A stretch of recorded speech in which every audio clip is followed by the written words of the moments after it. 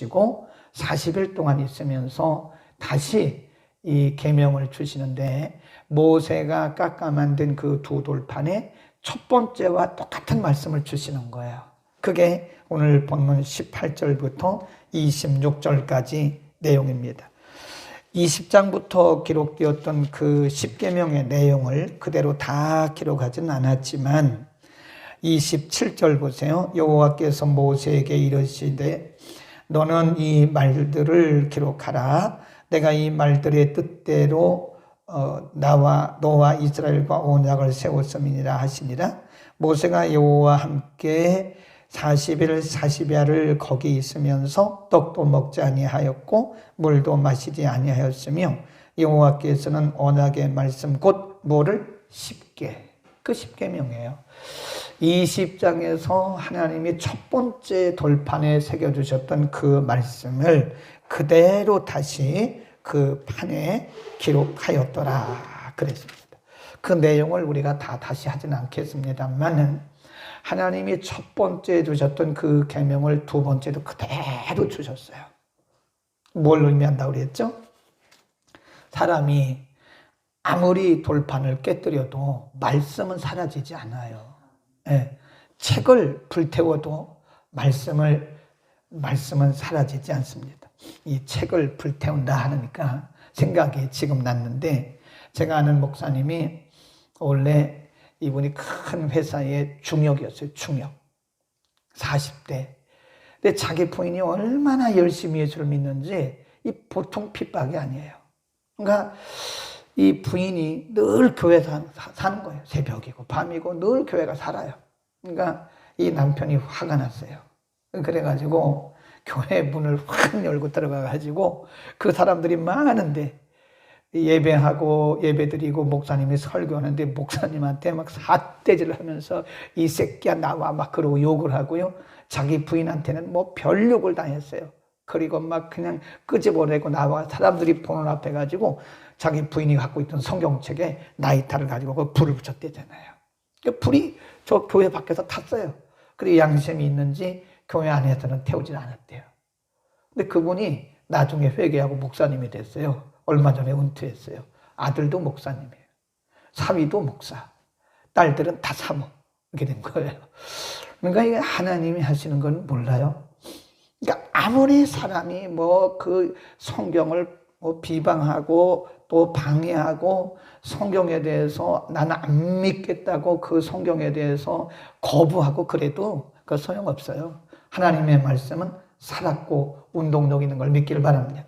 그래서 이사야서 40장 8절에 보면 풀은 마르고 꽃은 시드나 여호와의 말씀은 영원하다. 우리 한번 찾아봅시다.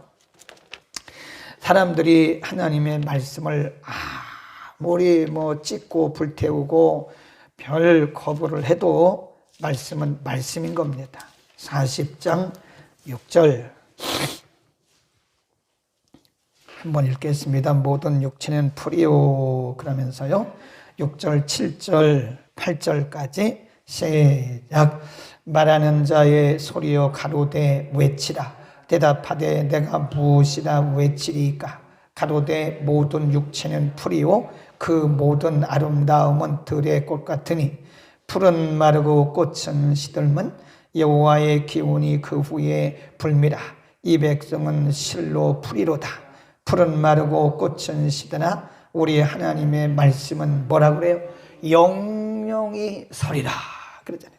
풀은 마르고 꽃은 시드나 하나님의 말씀은 영원하고 영영이 선다. 그 말은요, 하나님의 말씀은 영원히 성취력이 있다. 그런 뜻거든요. 써놓으세요. 하나님의 말씀은 영원한 성취력이 있다. 아브라함 시대에만 하나님의 말씀이 살아있던 게 아니에요. 여호수아 시대에만 말씀이 살아있던 것도 아니에요. 바울 시대에만 하나님의 말씀이 살아있던 것도 아니에요. 하나님의 말씀은 대대로 어느 시대든지 사람들이 그 말씀을 거부하든 멸시하든 무시하든 상관없어요. 하나님의 말씀은 영원히 살아있다는 사실을 믿기를 축원합니다. 모르는 거예요? 하나님의 말씀은 그 말씀을 불태운 사람을 들어서 쓰신다니까요. 사도 바울은 안 그랬어요? 사도 바울도 예수 믿는 사람 다 잡아다가 감옥에 집어넣고 예수 믿는 사람들 짓밟고 교회 불태우고 그랬던 사람 아니에요? 근데 하나님의 말씀이 그를 사로잡은 거예요. 그러니까 사람이 괜히 뭐 하나님 말씀 거부하고 뭐 그래봤자 소용없어요. 하나님의 말씀은 영영이 선다는 사실을 믿기를 축원합니다. 우리는 말씀 붙들어야 돼요. 뭐 사람들이 몇 마디 한다고 그런 거 신경 쓸 것도 없어요.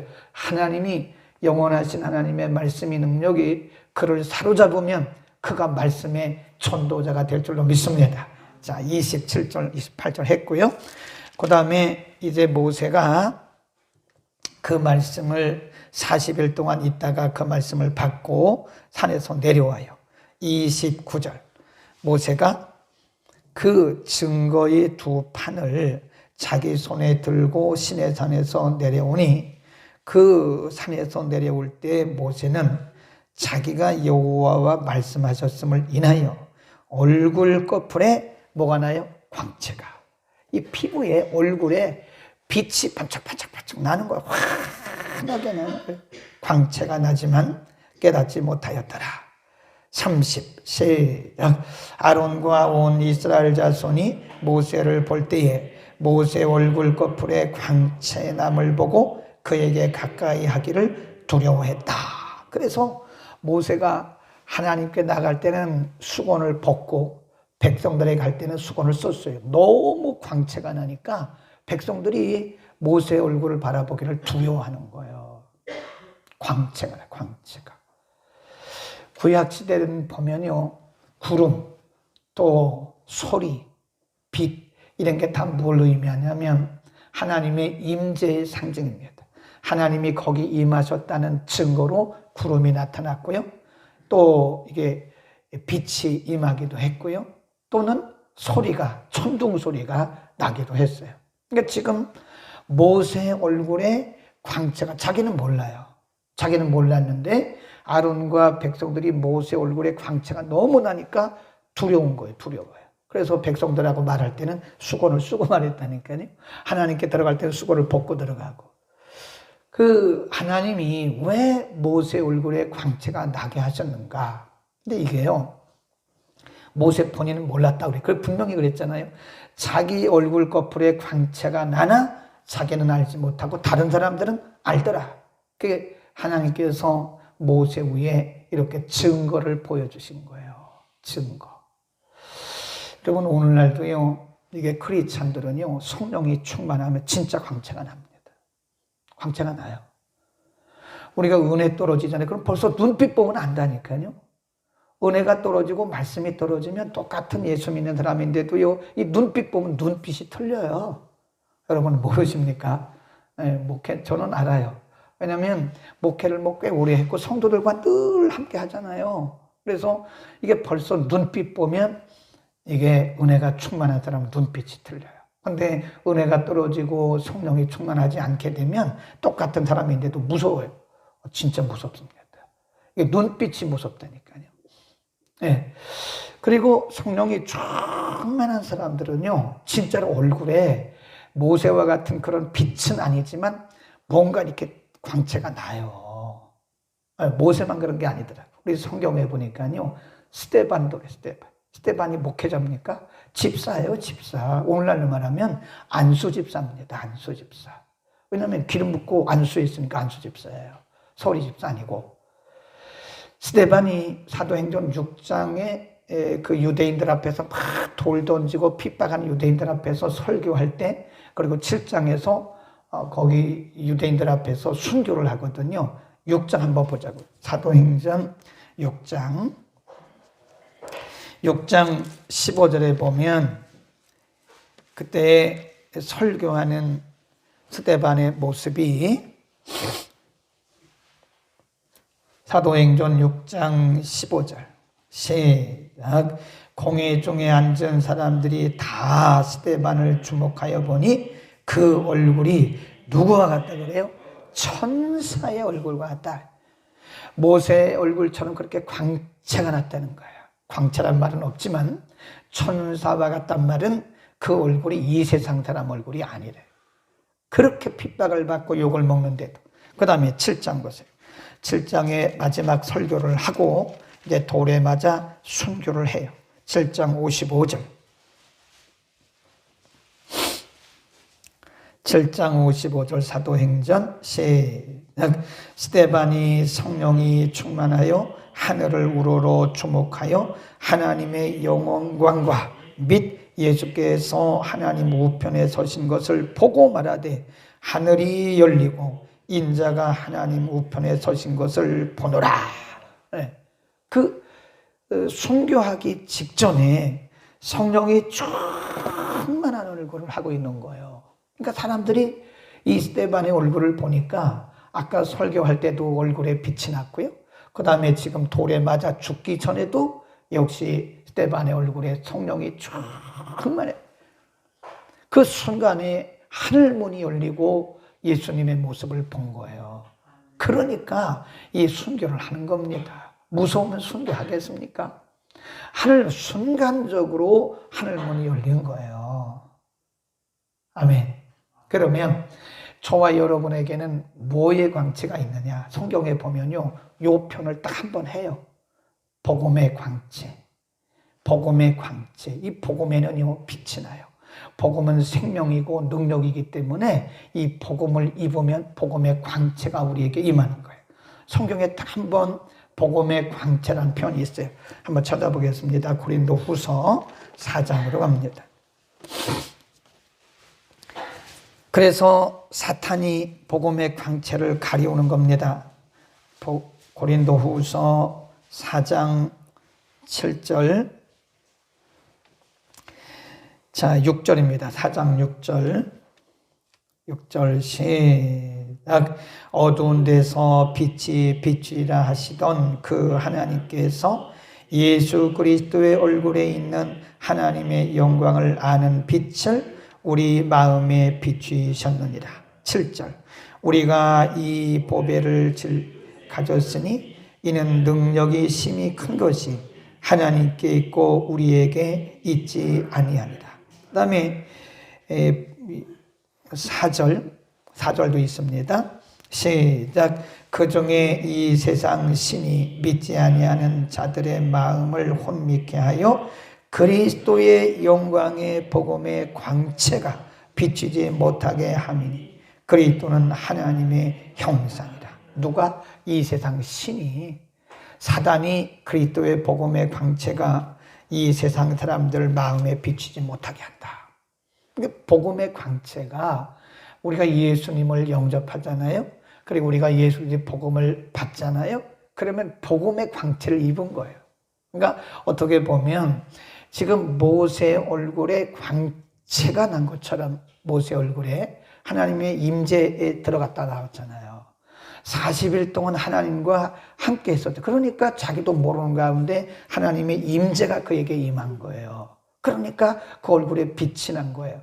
오늘도 그렇듯이 우리가 그리스도의 복음을 우리 안에 모시면, 예수 그리스도를 인격적으로 우리가 모시면, 우리 안에 복음이 임하면 우리 얼굴에, 우리의 삶에 복음의 광채가 나는 것을 믿기를 바랍니다.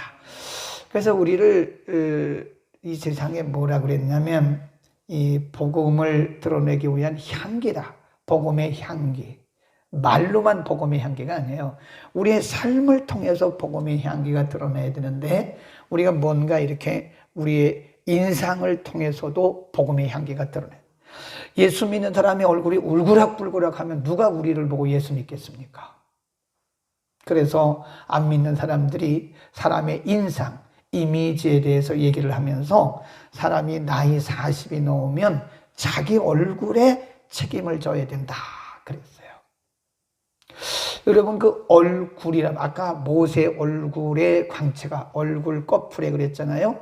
얼굴이란 말이 이게 얼꼴입니다. 얼이란 말이 뭐예요? 영혼이란 뜻이에요. 영혼. 저 사람이 얼 빠졌네 그러잖아요. 얼 빠졌네. 혼이 나갔네 그러잖아요. 얼이 나갔네 그러잖아요. 네, 얼개. 우리가 이 설계도를 얼개라고 그래요. 얼개란 말이 뭐냐면 자기의 생각 속에 가지고 있는 것을 그림으로 그려놓은 게 그게 설계도, 얼개라고 합니다. 구조. 스트럭처. 이거를 얼개라고 그래요. 얼개. 얼꼴, 얼굴. 그래, 우리 예수 믿는 사람들은요, 이 얼굴에도, 그 얼굴은 뭐의 거울이 나면요, 이게 사실 얼굴에 빛이 나는 게 내 마음대로 되는 게 아닙니다. 한번 해보세요. 아무리 내 얼굴에 빛이 나게 하려고 됩니까? 그게 안 되는 거예요. 그 어떻게 되는 거죠? 마음. 얼굴은 마음의 거울이라 그래요. 그러니까 마음에 있는 것들이 얼굴에 그대로 드러나는 거예요. 네. 그러니까 여러분, 마음에 근심과 걱정이 있어 보세요. 얼굴이 수심이 가득 찼다 그러잖아요. 네? 수란 말은 근심이란 뜻이에요. 심, 마음. 얼굴에 왜 이렇게 근심이 가득 찼나 그러잖아요. 마음에 염려, 근심, 걱정, 분노 막 그래 봐요. 사람이 마음속에 분노가 가득 차잖아요. 미움이 가득 차잖아요. 그럼 얼굴이 울그락불그락 그래요. 본인은 몰라요. 얼굴이 울그락불그락 합니다. 근데 우리 마음이 편안해 보세요. 네? 사랑하고 관용하고 이해하고 용서하고 충만하고 은혜롭고 그래 보세요. 그러면 마음이 편안하니까요. 얼굴에 편안함이 써있는 것 같더라고요. 어쨌든 그런 겁니다. 그래서 우리가 사람을 처음 만날 때 첫인상이라는 게 중요해요. 우리가 전도를 하는데, 전도지를 전하는데 울그락불그락하는 막 환한 그런 인상으로 전도지 전하면 사람들이 다 도망가지 않겠습니까? 도망가죠. 그래, 우리 얼굴에 복음의 광채가 나야 되는데, 복음의 광채가 나기 위해서는 우리 안에 복음의 능력이 살아있어야 돼요. 우리 얼굴에 예수 그리스도의 형상이 드러나야 되는데, 그러기 위해서는 복음의 능력이 임해야 되고, 말씀으로 풍성하게 말씀으로. 제가 늘 그러잖아요. 이 사람은 기초 실력이 있어요. 신앙도 기초 분발른 것처럼. 기초가 중요한 겁니다. 복음의 기초, 신앙의 기초, 말씀의 기초, 이런 기초가 우리 마음속에 쫙 깔려 있어야 돼요. 예수 그리스도를 인격적으로 섬겨야 돼요. 그리고 기도, 예배, 섬김, 우리의 이런 신앙생활이 끊기면 안 돼요. 끊기면 안 됩니다. 이게 꾸준히 코로나 아니라 코로나 뭐가 와도 우리는 예배, 기도, 섬김이 말씀 묵상이 이게 중단되면 안 돼요. 확실히 다릅니다. 계속 지속하는 사람과 이게 중단되는 사람들은 틀려요. 왜냐하면 기초가 안 돼 있는 거라. 모든 것이 여러분 신앙도 꾸준히 가야 돼요. 오늘도 우리의 밝은 얼굴로 복음의 광채를 비추시기를 바랍니다. 우리 마음에 뭐가 들어가야 돼요? 은혜가 쌓여야 돼요. 은혜, 성령 충만, 말씀 충만, 그리스도의 복음. 그래서 우리에게 그리스도 복음의 광채가 빛나기를 축원합니다. 기도하겠습니다. 걸어가신 우리 아버지 감사합니다. 모세가 40일 40야를 시내산에서 하나님의 새로운 언약을 받아가지고 내려오는 장면 우리가 오늘 상고했습니다. 모세가 화가 나서 하나님이 주신 첫 번째 돌판을 깨뜨렸지만 그것과 상관없이 하나님이 다시 살아계신 말씀을 주신 것을 보면서 사람이 아무리 하나님의 말씀을 거부하고 부인하고 부정해도 하나님의 말씀은 영원히 선다고 우리에게 가르쳐 주셨습니다. 하나님, 우리 속에 영원하신 그 말씀이 언제나 살아 움직이게 하시고 하나님과 함께 하셨던 모세 얼굴 거풀에 광채가 났던 것처럼 우리에게 복음의 광채, 예수 그리스도 복음의 광채가 우리의 얼굴뿐만 아니라 우리의 인격과 우리의 성품과 우리의 삶 전체에 드러나게 하여 주옵소서. 아버지, 우리가 입술로도 복음을 전하지만 우리의 삶을 통하여 우리의 모습을 통하여도 복음의 향기를 드러내게 하여 주옵소서. 시대가 어려운 시대이지만 우리가 예배하고 기도하고 말씀 묵상하고 섬기는 일을 게을리하거나 중단하지 않게 하시고 우리를 통하여 복음의 광채가 많은 사람들에게 흘러가게 하여 주옵소서. 예수 그리스도의 이름으로 기도드립니다. 아멘.